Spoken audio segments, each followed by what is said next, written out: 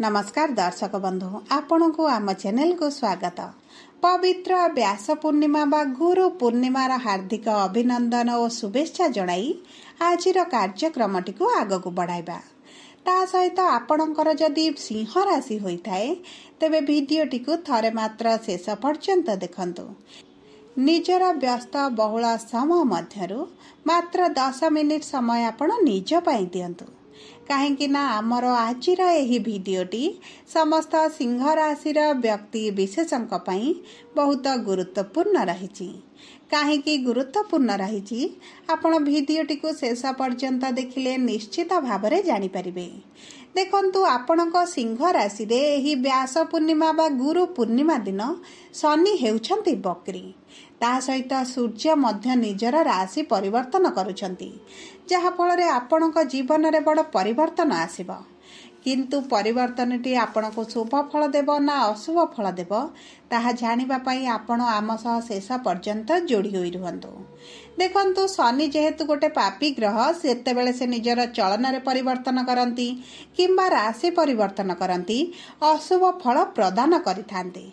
किंतु एई जे दीर्घ दिन पर्यंत माने नवेम्बर 28 तारिख पर्यंत बकरी रहिबे, आपणको निश्चित किछि ना किछि कोनोसी ना क्षेत्र रे आपणको अशुभ फल प्रदान करिवे।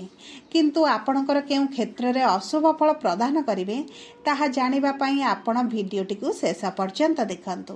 तेबे एबे आसंतु कार्यक्रमटी को आग को बढ़ाइबा एवं जानिबा एही व्यास पूर्णिमा बा गुरु पूर्णिमा ठारू आपणक जीवन रे केउ केउ बड़ परिवर्तन हेबाकु जाउछि। किंतु भिडियोटी आरंभ करिबा पूर्वरु जदि आपणकर भी सिंह राशि होइथाए एवं आपण भी ईश्वर को आंतरिक भक्ति एवं विश्वास करंती तेबे भिडियोटी को लाइक करंतु। कमेंट बॉक्स रे जय जगन्नाथ, जय मां लक्ष्मी अवश्य लिखि दियंतु।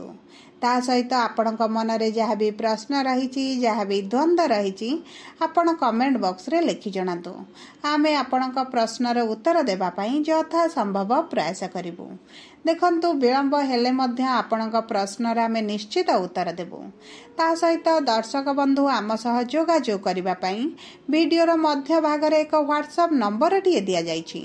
जो नंबर साहाय्य रे आपण आम सह जोगाजोग करी निजर नूतन कुंडली प्रस्तुत करि परिबे, कुंडली विश्लेषण कराई परिबे, किंबा आपणकर चाकरी, विवाह, व्यवसाय, प्रेम संपर्क रे किछि समस्या रहिछि ताहार सहजरे समाधान करि परिबे, किंबा आपण जदि विवाह पई कुंडली मेळक करिबा पई चाहुचंती ताहा मध्य खूब सहजरे करि परिबे। सेति पई आपण भिडियोटी को शेष पर्यंत देखंतु एवं व्हाट्सएप नंबर माध्यम रे आम सह जोगाजोग करंतु। एबे आसंतु सर्वप्रथमे जानिबा आपणक सिंह राशि रे एही गुरु पूर्णिमा बा व्यास पूर्णिमा ठारू नवग्रहकर स्थितिटी किभଳି रहुछि। विशेष भाव रे शनि आपणक केउ गृह रे बकरी हेउछंती। देखंतु आपणकर प्रथम गृह रे मंगल एवं केतु, सप्तम गृह रे राहु, अष्टम गृह रे शनि, एकादश गृह रे सूर्य एवं गुरु, दशम गृह रे शुक्र एवं द्वादश गृह रे बुध विराजमान करिछंती, जहा फल रे सेही गृह गुड़िकर सेमानकर प्रभाव अधिक रहिबो। तेबे सर्वप्रथमे आसंतु जानिबा आपणकर स्वास्थ्यटी किभଳି रहिबो। देखंतु आपणकर स्वास्थ्यर गृह रे बा प्रथम गृह रे मंगल एवं केतु विराजमान करिछंती, जहा फल रे मंगल जेहेतु आपणक प्रथम गृह रे अछंती आपणकर एनर्जी बढ़ी जिवो, आपणक रोग प्रतिरोधक शक्ति रे वृद्धि घटिबो, आपणको कोनोसी भी ऋतुकालीन समस्या देखा जिवार संभावना कम रहिछि। जहा भी पूर्वरु समस्या थिला, स्वास्थ्यगत समस्या देखुथिले सेथिरे आपण उन्नति देखिबे, आपणको धीरे धीरे आराम मिलिबा आपण अनुभव करिवे। सब पर जेहेतु केतु आपणक प्रथम गृह रे अछंती आपणकर मानसिक स्तर रे चिंता वृद्धि घटिबो, आपण कोनोसी ना कोनोसी कथा को नहीं अजथारे चिंतित रहिबे, आपणक मन भितरे दुश्चिंता आसीबो, आपणक क्यारियर को नहीं हेउ, आपणक स्वास्थ्य को नहीं हेउ, जे कोनोसी माध्यम रे आपणक मन रे संदेह एवं असंतोषर वृद्धि घटिबो, जहा फल रे आपणकर शारीरिक स्वास्थ्य मध्य प्रभावित होई पारे। विशेष भाव रे देखंतु आपणकर गैस्ट्रिक डाइजेशन समस्या भली समस्या आपण निश्चित भाव रे देखिबे। ता सहित देखंतु जदि आपणकर पूर्वरु बीपी किंबा डायबिटीज किंबा कोलेस्ट्रॉल थिला ताहा मध्य वृद्धि घटी पारे। तेणु करी एही सब समस्यार समाधान हेउची आपण प्रतिदिन योगा एवं प्राणायाम जारी रखंतु। आपणक मानसिक चिंता बा दुश्चिंता जहा रहउची ताहा आपणक मनरु हटांतु, कारण केतु जे जेपर्यंत आपणका प्रथम गृह थिबे आपणका मनरे एही भली नकारात्मक चिंताधारा आसीबो सेति प्रति आपणको टिके दृष्टि देबाको पड़िबो। जदि आमे आपणकर शिक्षा को देखिबा तेबे शिक्षा गृहर स्वामी हेउछंती देवगुरु बृहस्पति जी आपणकर एकादश गृह रे सूर्यंग सहित विराजमान होइछंती। देखंतु आपणकर शिक्षागतर समस्या जहाँ भी आगरु थिला ताहा दूर होइजिबो कारण गुरुंकर दृष्टि आपणकर शिक्षार गृह रे रहुची।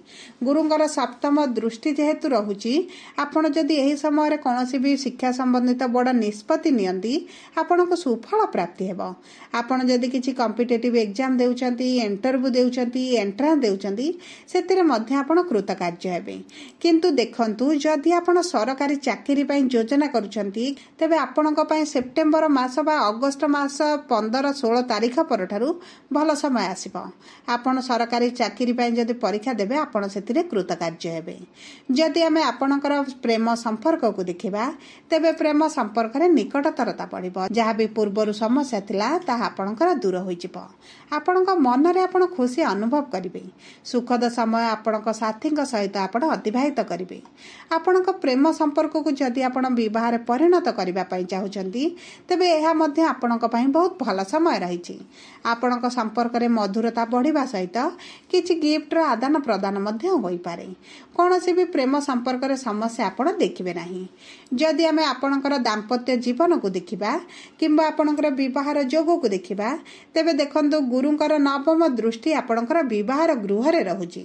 तेणु करी जदि आपणकर सिंह राशि होई थाए एवं आपण विवाहर योजना रे रहिछंती तेबे आपणकर विवाह पई बहुत भल समय आसीची। आपणकर विवाह रे पूर्वरु जहाँ भी समस्या थिला ता दूर होई जिवो। सब उपरे देखंतु आपणको कुंडली रे गुरुंकर स्थिति टिकी भली रहिची। गुरु जदि भल स्थिति रे थिबे उच्च स्थिति रे थिबे किंबा गुरुंकर दृष्टि आपणकर विवाहर गृह रे थिबो तेबे एही समय मध्ये आपणको विवाह होई जिवो। जदि गुरु नीच थिबे शत्रु गृह रे थिबे शत्रु राशि रे थिबे तेबे आपणको विवाह रे किछिटा समस्या आसी पारे।